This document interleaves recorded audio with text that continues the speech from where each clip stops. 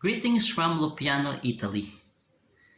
I wish to share several guidelines in communication based on the message of Pope Francis for the 56th World Day of Social Communications last May 2022. Pope Francis spoke of listening with the ear of the heart. Some of these thoughts are also in the editorial that I wrote for New City magazine for August-September issue, the title of which is Apostolate of the Ear on the Importance of Listening. The word listening, according to the Pope, is decisive in the grammar of communication and a condition for genuine dialogue.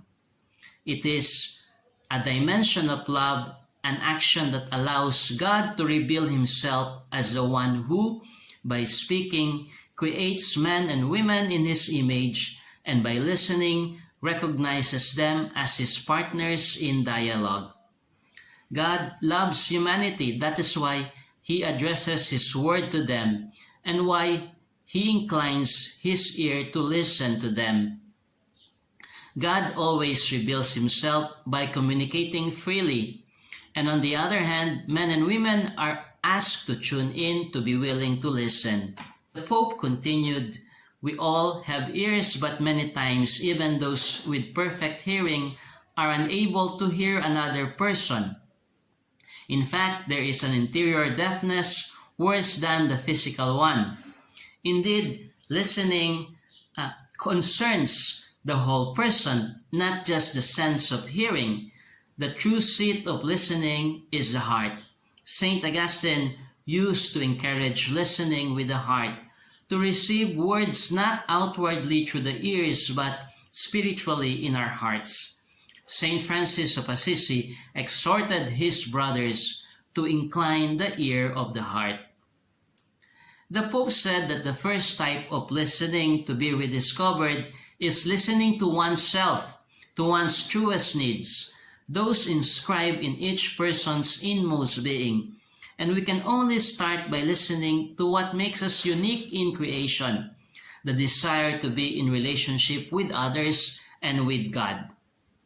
He added that what specifically makes communication good and fully human is listening to the person in front of us, face to face, listening to the other person whom we approach with fair, confident, and honest openness.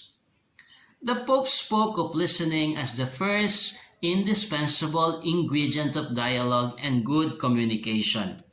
He affirmed that communication does not take place if listening has not taken place, and there is no good journalism without the ability to listen. To provide solid, balanced, and complete information, it is necessary to listen for a long time.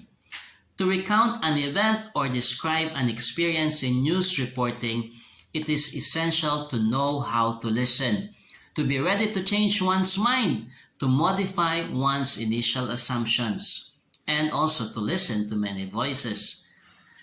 To explain why we need to persevere in listening, Pope Francis mentioned the late Cardinal Agostino Casaroli, former Secretary of State of the Holy See, who used to speak of the martyrdom of patience needed to listen and be heard in negotiations with the most difficult parties in order to obtain the greatest possible good in conditions of limited freedom.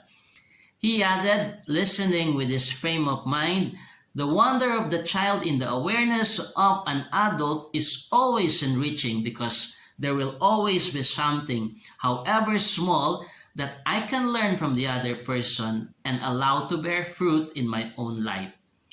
The Pope also spoke of the present threat of an infodemic, or too much information, including false and misleading ones in digital and physical environments, caused by an accumulated mistrust in official information. Because of this, the world of information is increasingly struggling to be credible and transparent. He quoted the Protestant theologian Dietrich Bonhoeffer, who reminds us that the first service we owe to others in communion consists in listening to them. Whoever does not know how to listen to his brother or sister will soon no longer be able to listen to God either. Listening is of great importance in pastoral activity, which the Pope calls the apostolate of the ear, to listen before speaking, as the Apostle James exhorts, "Let every man be quick to hear, slow to speak."